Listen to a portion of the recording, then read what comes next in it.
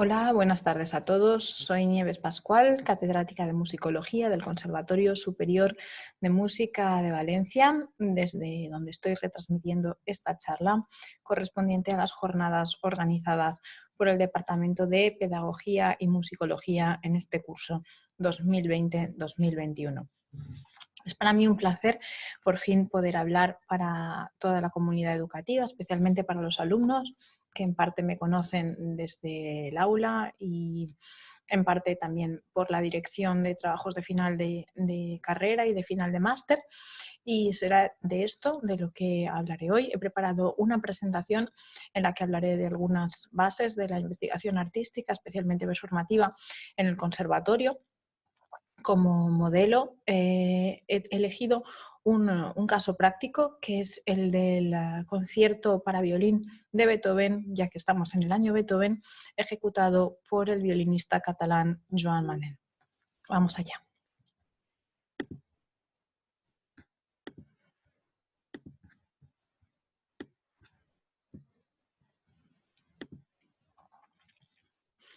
He titulado esta charla Investigación artística en el conservatorio, interrogantes, propuestas y soluciones.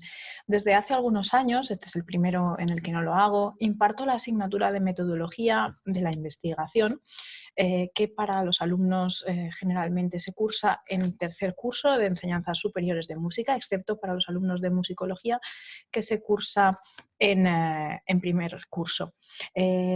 A continuación, traigo dos fragmentos extraídos de la Orden 24-2011 de 2 de noviembre del Consell, por el que se regulan las enseñanzas superiores de música impartidas en los conservatorios superiores de la Comunidad Valenciana.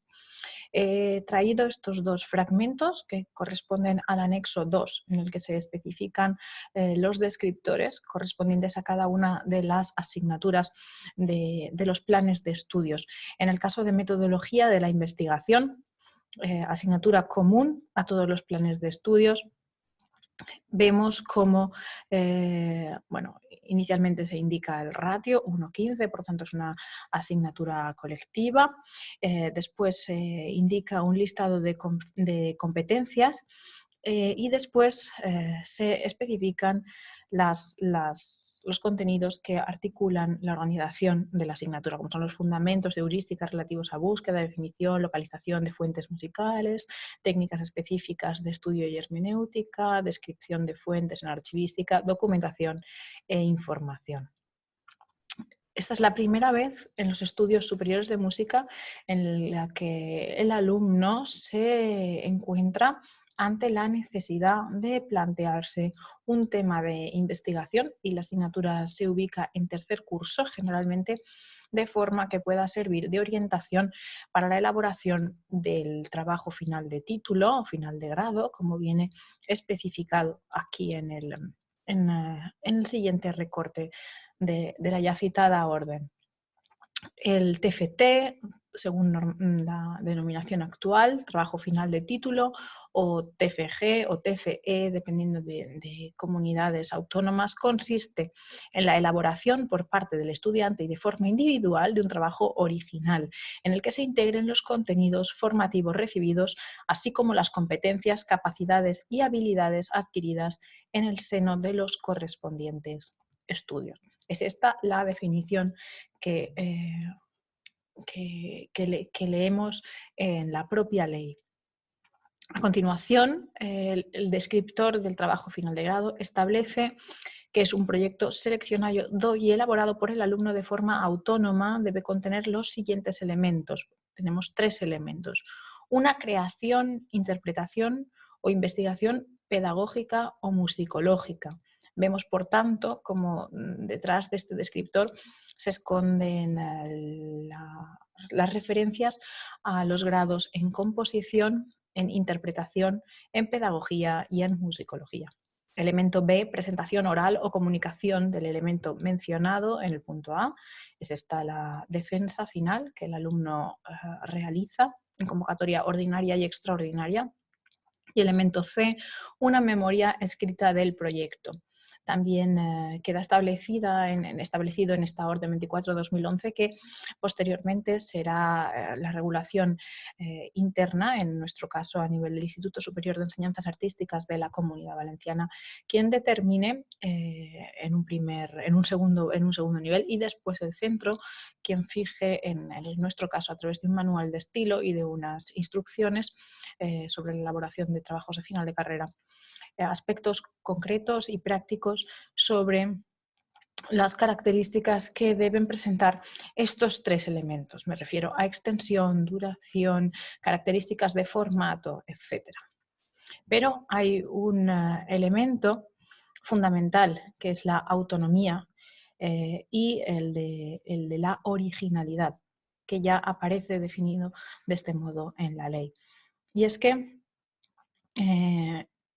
un trabajo de investigación, como veremos a continuación, consiste en la realización de actividades intelectuales y experimentales de modo sistemático, con el propósito de aumentar los conocimientos sobre una determinada materia. Vemos pues cómo la investigación revierte el resultado de un proceso hacia la sociedad, es decir, tiene el objetivo de crear conocimiento, de crear un conocimiento que resulte transferible a otras personas que posteriormente vayan a trabajar sobre el mismo tema. No nos cabe la menor duda de esto en el caso de experimentos sobre biología, de investigaciones sobre física o sobre medicina, de las que tan a menudo escuchamos ya, incluso en los telediarios. Sin embargo, ¿en qué consiste investigar sobre música? Y es que desde hace unas décadas, a medida que han ido proliferando los performance studies, inicialmente en centros de estudios estadounidenses, o posteriormente obviamente europeos, y más recientemente en nuestro contexto más próximo, surge la necesidad, por tanto, de formular procesos de investigación académica que den fórmulas prácticas, soluciones a las necesidades que los estudiantes de grado, de máster o doctorado en artes, en nuestro caso en música, tienen a la hora de elaborar unos trabajos de investigación sobre su propia actividad artística. La premisa, según Sloboda, es que el estudio de los procesos cognitivos y emotivos propios de la mente humana, especialmente en relación a la creación musical, es la que facilitará la elaboración o la formulación de esos procesos que posteriormente regularán el procedimiento de estudio e interpretación musical. En nuestro contexto más próximo, es cierto que ya son numerosas las referencias bibliográficas que pueden tenerse en cuenta como marco teórico para establecer unas premisas a la hora de elaborar trabajos de esta naturaleza. Citaré únicamente algunas de ellas.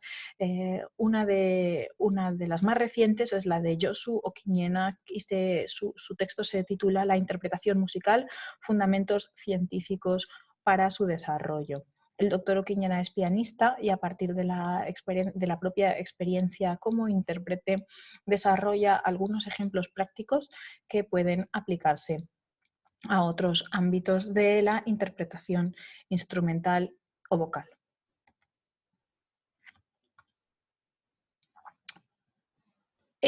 Uno de los manuales más utilizados en los conservatorios y en los centros académicos de naturaleza o que imparten estudios musicales es el texto de Rubén López Cano y Úrsula San Cristóbal Opazo, titulado Investigación artística en música, problemas, métodos, experiencias y modelos, publicado por el Fondo Nacional para la Cultura y las Artes, SMUC y el ICM en Barcelona muy recientemente, y disponible también de forma gratuita online.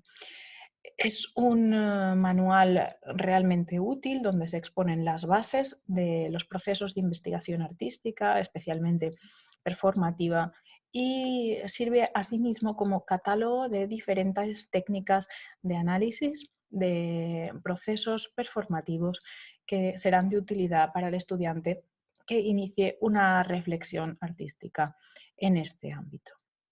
Como decíamos, el objeto en este caso no es externo, como en la musicología o en la investigación tradicional, en la que el investigador estudia algo que está fuera de sí. En este caso, el objeto es el propio intérprete, por lo tanto, es esa experiencia, ese proceso de estudio que le va a llevar a una interpretación final de la obra, el que supone el punto de partida y al mismo tiempo retroalimentará el proceso de investigación.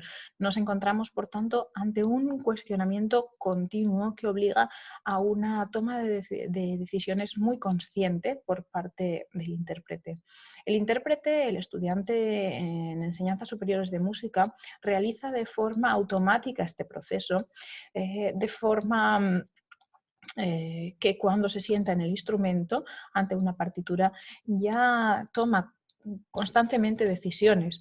Y lo hace en la primera lectura de la obra, cuando se sienta a repentizar, lo hace cuando elige una digitación, lo hace cuando elige dónde pedalizar, lo hace cuando decide si la ligadura ha de abarcar más o menos notas, lo hace cuando decide si la dinámica que figura sobre el papel es la que finalmente aplicará en su interpretación.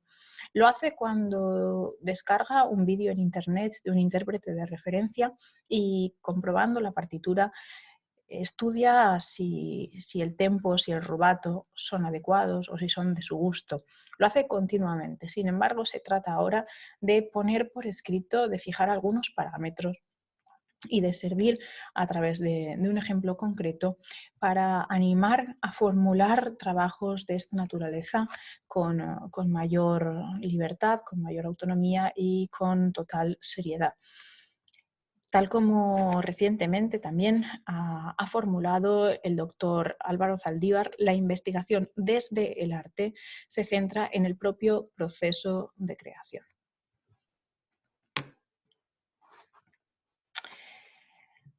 Hermann Danusser, en su definición de interpretación, que facilita como parte de la entrada correspondiente a la enciclopedia alemana MGG, Musik in Geschichte und Gegenwart, habla de 3 diferentes acercamientos a la ejecución de una obra.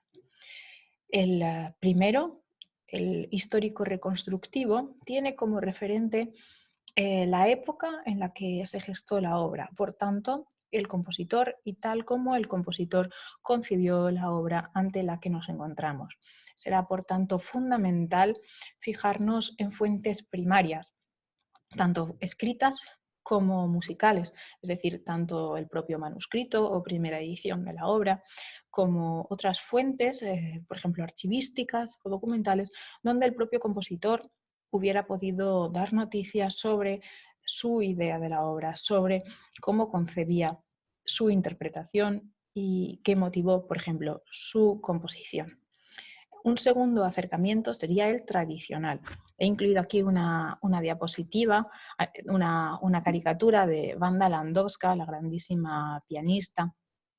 El enfoque tradicional tiene como referente la historia de la propia interpretación de la obra, es decir, la escuela, la tradición que poco a poco va solidificando a través de una serie de músicos, de intérpretes de referencia que fijan a través de, obviamente, soportes audiovisuales o sonoros, su propia visión de la obra.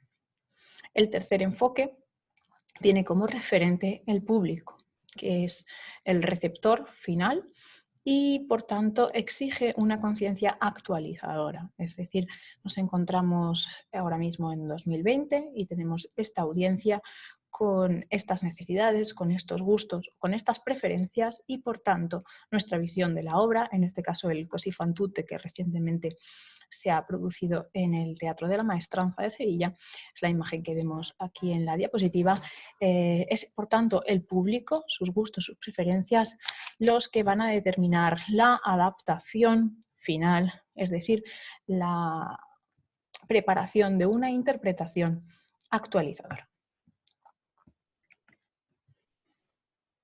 El término patrimonio, según la Real Academia Española, significa hacienda que alguien ha heredado de sus ascendientes o conjunto de los bienes y derechos propios adquiridos por cualquier título.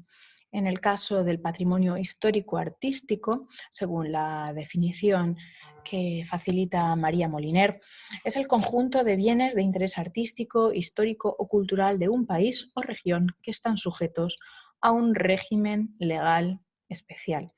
Vamos a hablar aquí de patrimonio artístico, de patrimonio musical. Y el patrimonio, como bien dice su etimología, es de todos. Hemos heredado el patrimonio musical de nuestros ascendientes y cuando trabajamos con patrimonio musical sabemos que estamos trabajando con un bien común. Como es un bien común, hemos de tratarlo con el cariño, con el mimo y con el respeto con el que se tratan los bienes que son de todos, ¿no? Entonces también cuando trabajamos con música, cuando trabajamos con arte, hemos de hacerlo con una seriedad que ha de caracterizar e impregnar el método de investigación y las fases que articulen nuestro proceso investigativo performativo. El patrimonio se clasifica tradicionalmente en tres categorías: patrimonio documental, patrimonio organológico y patrimonio auditivo. Y entramos aquí ya en el estudio de caso que hoy he traído para aplicar sobre los procesos de investigación artística. En este caso no sobre la propia interpretación, porque yo misma no soy intérprete, dejé de serlo hace unos años y entonces lo haré sobre la interpretación de Joan Manén del concierto para violín de Beethoven.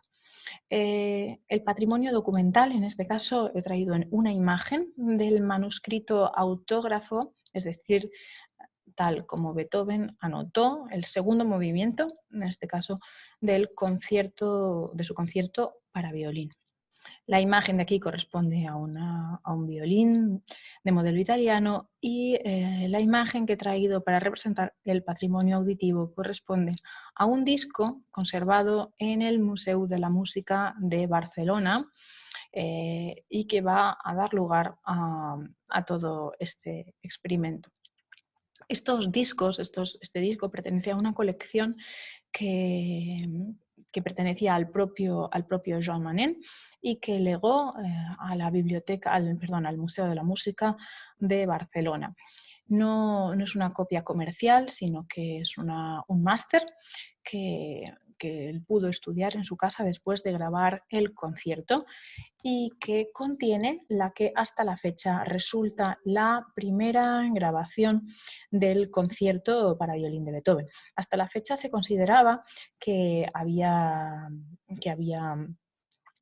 otras interpretaciones de referencia, como eran las de Fritz Kreisler o la de Joseph Wolfstall, que podían ser las primeras versiones del concierto. Sin embargo, es esta versión de Joan Manén de noviembre de 1916 la que resulta casi una década anterior a las citadas versiones. Por tanto, se trata de una grabación pionera del concierto, desconocida hasta la fecha porque formaba parte del repertorio del propio violinista y lo legó en tiempos más recientes al Museo de la Música de Barcelona y que han digitalizado y está disponible en su página web. No he traído aquí los ejemplos musicales por las deficiencias de audio que además se suman a los problemas que de por sí conlleva una grabación tan antigua, pero invito a todo el mundo a que consulte estas grabaciones disponibles online en el catálogo musical del Museo de la Música de Barcelona. Vemos aquí un recorte del catálogo de discos de la marca Gramófono, que fue para la que Joan Manén grabó este concierto. Definen a Joan Manén como famoso violinista y compositor español, cuyo arte ha sido aclamado tanto en la península como en las principales ciudades europeas. Digno sucesor de Sarasate por su brillante mecanismo y por su acrisolada dicción. A continuación, El catálogo va a incluir los registros que finalmente se pusieron a disposición del público del concierto para violín de Beethoven, pero también Mendelssohn y Bruckner son los que él grabó para discos gramófono. El artículo, la investigación de la que hoy hablaré, se publicará en un artículo en el número de diciembre, es el número 11 de la revista Cuadernos de Investigación Musical de la Universidad de Castilla-La Mancha, que se publicará próximamente en este mes de diciembre. Como decía, la revista es el órgano de investigación del CIDOM, Centro de Investigación y Documentación Musical de la Universidad de Castilla-La Mancha, un proyecto de investigación al que tengo el grandísimo placer de pertenecer. Invito también a quien me esté escuchando a consultar la página web y las redes sociales de la Asociación Joan Manén, que publica de forma continua, especialmente ahora en 2021, que se cumplirá el aniversario del compositor, del compositor y violinista Joan Manén, que no había citado su faceta compositiva hasta ahora.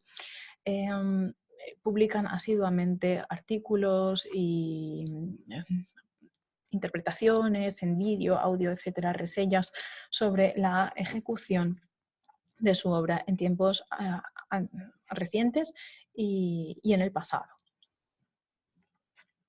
Bien, la interpretación del concierto para violín de Manén, como decía, se puede hallar en los registros musicales del Museo de la Música de Barcelona y a continuación la estudiaremos en relación a 5 parámetros. El primero de ellos es el vibrato. El vibrato, hemos de decir que en la época en la que Beethoven compuso el concierto no se consideraba, como se considera en la actualidad, un recurso técnico a emplear de forma consciente y constante a lo largo de la obra. De forma muy diferente, el vibrato se consideraba un adorno o un tipo de ornamento perteneciente a la familia del trino, es decir, el trino, vibrato, mordente, trémolo incluso, pertenecían todos a la misma familia de adornos, la del trino, cuya función principal, y estoy generalizando muchísimo, era dar brillantez a la nota sobre la que se ubicaba. Se trataba, por tanto, de un adorno que generalmente no se ubicaba sobre todas las notas de la melodía, sino únicamente sobre aquellas que por algún motivo el intérprete, el compositor, quisiera resaltar de manera especial. Leopold Mozart, padre del famosísimo compositor, en 1756, escribe así en su tratado de violín: así se cometería un error si todas las notas se tocaran con vibrato, pues hay intérpretes que tiemblan a cada nota como si padecieran una fiebre crónica. El vibrato debe aplicarse solo en aquellos lugares en los que surgiría por sí solo naturalmente. Así, las notas finales o las notas mantenidas podrán ser adornadas con un vibrato. Constatamos con esta cita cómo la elección de los lugares de vibración no ha de ser generalizada, sino ha de estar centrada en puntos especiales de la melodía que así lo requieran. Joan Manén más tarde estuvo colaborando con la revista Ritmo y en ella publicó una serie de artículos muy interesantes sobre técnica instrumental, especialmente violinística, pero no solo.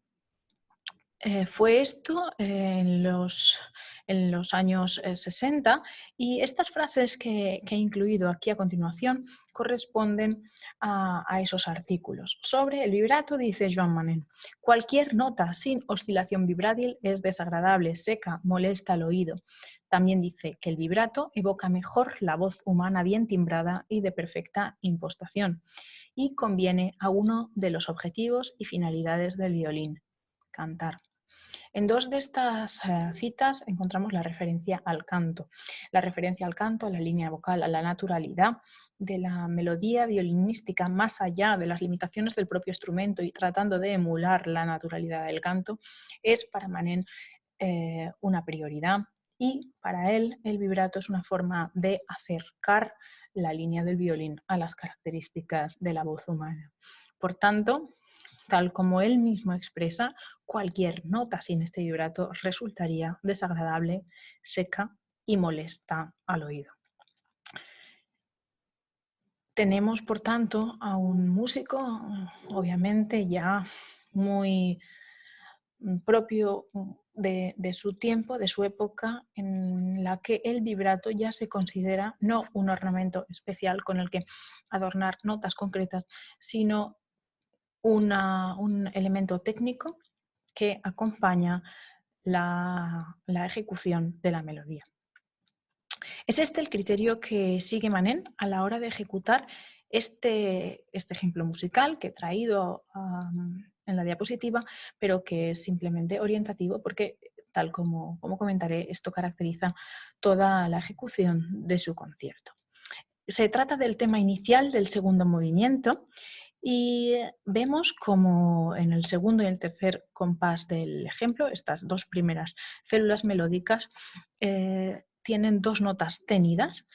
En estas dos notas tenidas es llamativo el especial uso del vibrato que hace Manin, así como en el inicio de la tercera célula, que hay una nota más larga, mantenida, también se caracteriza por un intensivo uso del vibrato. De este modo, vemos cómo el vibrato podría utilizarse o se utiliza para reforzar puntos especiales de la melodía, que además, en este caso, corresponden con las funciones de dominante y tónica de la tonalidad principal.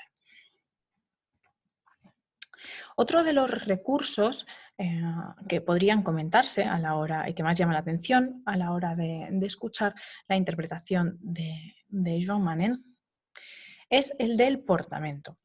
El portamento es quizá, bueno, debemos entender el portamento como el cambio de posición, el movimiento de la mano a lo largo de la mano izquierda de forma longitudinal a lo largo del mástil del violín de forma consecutiva con el mismo dedo. He traído también dos citas, en este caso una de Reichhardt de 1776 y para comparar una referencia del propio Joan Manin. Dice Reichhardt, a los violinistas, se refiere a los tutti, les está terminantemente prohibido desplazarse entre las diferentes posiciones arrastrando el dedo, pero los solistas pueden hacerlo en ocasiones. Dice que en el violín sonaría como el maullido de un gato decepcionado ante la morada de su gata amada. Muy curiosa la metáfora, la comparación que Reichhardt hace del sonido del portato y de los maullidos, los lamentos de un gato enamorado. Vemos a continuación la referencia del propio Manin, que dice que si la distancia de una nota a otra nota es corta y el arrastre se hace con un solo dedo, el portamento debe ser muy rápido. Si el trecho de nota a nota a recorrer es distanciado, entonces aconsejo dos modos de hacerlo. Primero, arrastrar muy poco el dedo al dejar la primera nota y coger la segunda con el otro dedo de una manera segura y exacta. Segundo, dejar el dedo fijo sobre la primera nota y hacer un corto arrastro anticipado antes de llegar a la segunda. Lo mismo en dirección inversa. Vemos aquí un ejemplo maravilloso de reflexión performativa, que es el tono al que nosotros debemos llegar en nuestros trabajos de investigación. Es decir, cómo la propia práctica lleva a unas conclusiones interpretativas que el músico pone por escrito. En este caso he traído un ejemplo correspondiente es del tercer movimiento, el rondó, del concierto para violín. En este caso, si tuviéramos la grabación de la obra, comprenderíamos cómo los intervalos grandes, en este caso en el de octava descendente entre el Re 5 y el Re 4, con el que acaba el pasaje, se acompañan de un portamento tal como él mismo describe en esta cita. En el caso de intervalos tan grandes, resulta quizá llamativo para el oyente actual, ya que es un recurso técnico que ya no se usa con tanta frecuencia y por tanto puede ayudar muy bien a situar la ejecución de Manet dentro de las coordenadas tradicionales que marcaban la ejecución a principios del siglo XX. Un tercer parámetro es el de la articulación. La articulación es uno de los parámetros que más preocupan a los compositores en la época de Beethoven. Hemos hablado ya de la referencia constante al canto. Es el canto, la voz y la articulación y por tanto el fraseo, la forma en la que el músico, el violinista con el arco, en este caso, pero el intérprete de viento también, el cantante a través de la respiración y el pianista a través de el mecanismo, el levantamiento de los dedos, la muñeca, etc., los que formulan las frases, las células en las que se divide el discurso musical. Especialmente interesante resulta en este caso el cotejo de fuentes. He traído en este caso dos fuentes y las primeras son, como vemos, el manuscrito autógrafo de la obra. Vemos el primer ejemplo corresponde al tercer movimiento, el rondó, y el segundo ejemplo corresponde al segundo movimiento, larghetto. Es muy interesante en este caso comprobar cómo, por ejemplo, el editor añade signos que no constan en la partitura. Signos de articulación, como vemos en el segundo compás del ejemplo superior, que lo que hace es hacer extensiva una articulación que venía enunciada de este modo en la anacrusa. Sin embargo, vemos como en el segundo compás, en el sol, no aparece articulado del mismo modo. En el segundo de los ejemplos vemos asimismo cómo existe cierta desviación en el trazado de las ligaduras, ya que, como vemos, la segunda célula del segundo tiempo aparece agrupada de forma diferente. En el manuscrito aparecía el sol así, agrupados bajo una ligadura, y vemos como en el tercer tiempo también el editor agrupa las notas de 2 en 2 en lugar de la célula de 4, tal como aparecía indicada en Beethoven. Vemos de esta manera cómo el editor frecuentemente manipula las marcas de articulación en la transcripción musical. De esta manera transmite respiraciones en lugares diferentes, consigue articular el discurso de una diferente manera y de esta manera traslada al oyente su visión personal de la obra por encima de la versión del propio compositor.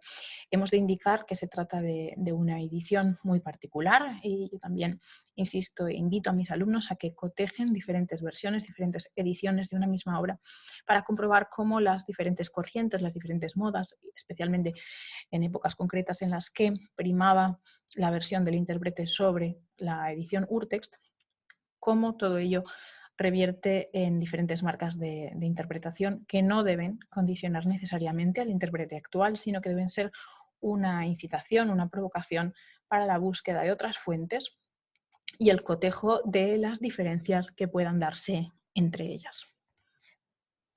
Un cuarto elemento es el de la ornamentación. Y si decíamos que la articulación era muy importante para los tratados de la época, la ornamentación es, si cabe, aún más. Estamos en un momento, aún con Beethoven a principios del XIX, pero sobre todo también a finales del XVIII, que es la época en la que Beethoven se formó y de la que heredó gran parte de su forma de escribir, en la que la ornamentación desempeña un papel importantísimo. Venimos de una tradición interpretativa en el barroco en el que el intérprete, o según la cual el intérprete todavía desempeña un rol importante en la creación musical. Es el último escalón, la última fase ante el público y no solo traduce el mensaje que el compositor ha legado sobre el papel, sino que además incorpora, añade o hace suya esta interpretación o esta música. El compositor lo sabía y no añadía todo sobre el papel porque sabía que el intérprete, en último término, incorporaría sus propias marcas, sus propios adornos, sus propias respiraciones y su propio afecto en la ejecución última de la obra. En muchos casos esto suponía un cambio tremendo en el carácter de la pieza y los compositores en determinado momento dejaron de estar de acuerdo con esta libertad que tanto condicionaba la percepción final de la obra y comenzaron a ser mucho más precisos en la anotación de ligaduras, de marcas de dinámica, de marcas de agógica y especialmente de ornamentos. Encontramos, por tanto, en la segunda mitad del siglo XVIII una preocupación constante y permanente de compositores que al mismo tiempo fueron teóricos y que escribieron mucho sobre la forma en que debían anotarse los ornamentos. El primero de estos ejemplos corresponde al tema inicial del primer movimiento, Allegro Manon Troppo del concierto. Vemos que comienza con las notas que conforman el arpegio de la mayor dominante de la tonalidad principal y aparecen subrayadas con apoyaturas desde la octava inferior. Vemos cómo las apoyaduras aparecen representadas con notitas breves con forma de semicorchea, que es realmente la duración que deben asumir en la interpretación. Por lo tanto, debería ser de semicorchea y a continuación corchea con puntillo. Sin embargo, a veces sabemos que esto no era así y que los intérpretes no ejecutaban con exactitud la duración de la apoyatura. No es este el caso de Manet, que conoce esta problemática y en su interpretación de la obra sí respeta muy bien la duración de esta semicorchea. En el segundo pentagrama vemos unos grupetos que funcionan como adornos de transición en las notas con puntillo, que como vemos son en las que existe una mayor distancia, espacio rítmico, en los tiempos segundo y cuarto. La ejecución que Manet hace de estos grupetos es inmediata después de ejecutar la nota que adorna y no comporta ningún tipo de retardo, que sí es algo que parecía previsto en la tratadística de la época ante adornos como este. Es decir, la tratadística contempla el caso de ejecutar la nota real y darle una mayor duración antes de ejecutar el grupeto. No es así como lo hace Manet en la grabación del concierto. Vamos ya con el último ejemplo, que corresponde al tema inicial del segundo movimiento, larghetto. Se disuelve este primer movimiento como una cadencia de forma más libre. Vemos como el trino, en este caso sobre la nota del calderón, cumple también esta función, la de adornar una nota más larga dentro de un pasaje donde predomina la función libre y cadencial. El detenimiento se produce, como vemos, de forma gradual, va a llevar hasta el siguiente calderón con el que acaba la frase. Vamos ya al último de los parámetros que comentaremos ya en esta charla, que es el de la inégalité.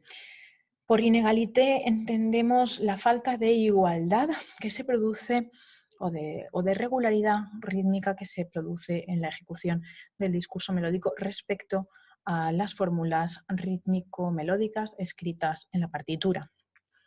En este caso he traído una cita de Carl Philipp Emanuel Bach, que es su tratado para clave, dice del siguiente modo: evítese la interpretación afectuosa no parando mucho ni muy a menudo, ni ralentizando de este modo el tempo. El afecto seduce frecuentemente. Así, a pesar de las bellezas de la música, hay que mantener hasta el final de una pieza el mismo tiempo del principio. Este es un aspecto difícil de practicar. Se ven muchos músicos bien educados, pero solo muy pocos de los que se pueda decir con todo derecho que han acabado tal y como empezaron. Vemos como Carl Philipp Emanuel Bach es muy moderno en este sentido y si lo dice así es precisamente porque no se hacía así. Es decir, si él está prescribiendo la necesidad de regularidad rítmica es porque en su época no era algo que predominara en la ejecución musical. Manet era consciente de todo ello. Bueno, sabemos que Manet era consciente de todo esto, conocía las fuentes escritas y musicales porque él mismo fue editor y arreglista de muchas obras y por tanto estaba muy acostumbrado al cotejo de fuentes del 18 y del 19. He traído aquí 3 ejemplos. El primero de ellos corresponde al segundo movimiento, el larghetto, y está construido a partir de 4 células acéfalas. Manet pretende enfatizar el inicio de cada una de estas células y para ella intencionadamente se detiene en cada una de estas primeras notas, en el do sostenido, si, sol sostenido, la, etc. En relación al pulso, llama la atención también en la ejecución del siguiente fragmento correspondiente al primer movimiento, Allegro non troppo, el desarrollo rítmico que propone Manet. Lo que hace el violinista es reforzar la direccionalidad de la frase formulando un crescendo que refuerza con un accelerando con los que se dirige hacia el re, es decir, hacia el re final de la frase, es decir, busca la cadencia a través del incremento dinámico y agógico.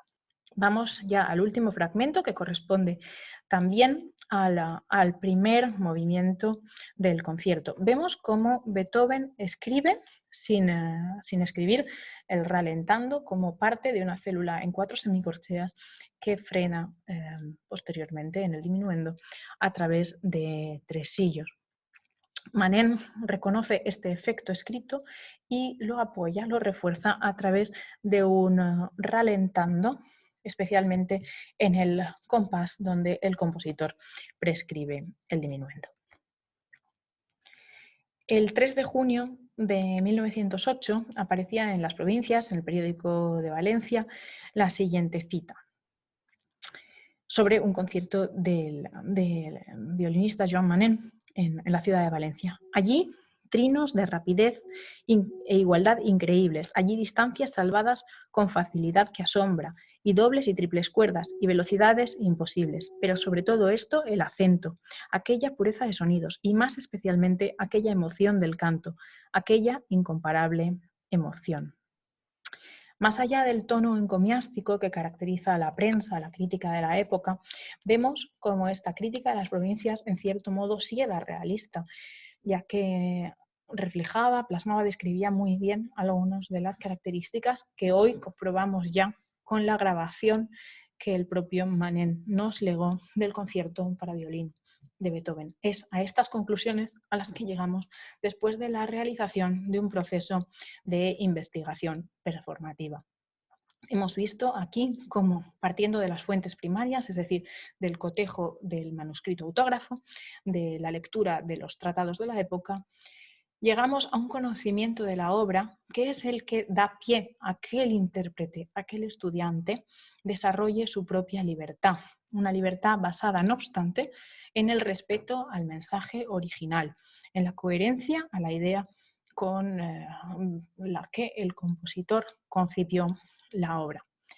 Vemos como siempre es necesario partir de un proceso de reflexión y ahora en los trabajos académicos de final de grado, final de máster, llevar al papel esa reflexión a través de diferentes metodologías que facilitarán que más adelante otros puedan beneficiarse de nuestros procesos de reflexión durante el estudio y la interpretación de una obra. Se trata, por tanto, de hacer transferible el conocimiento.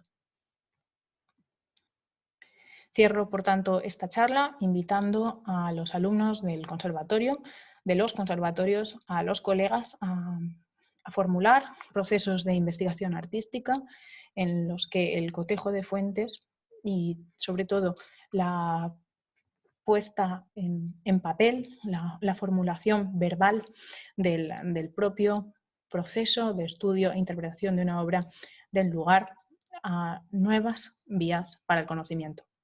quedo a su disposición en el correo nieves.pascual@csmvalencia.es. Ha sido un placer estar con todos ustedes.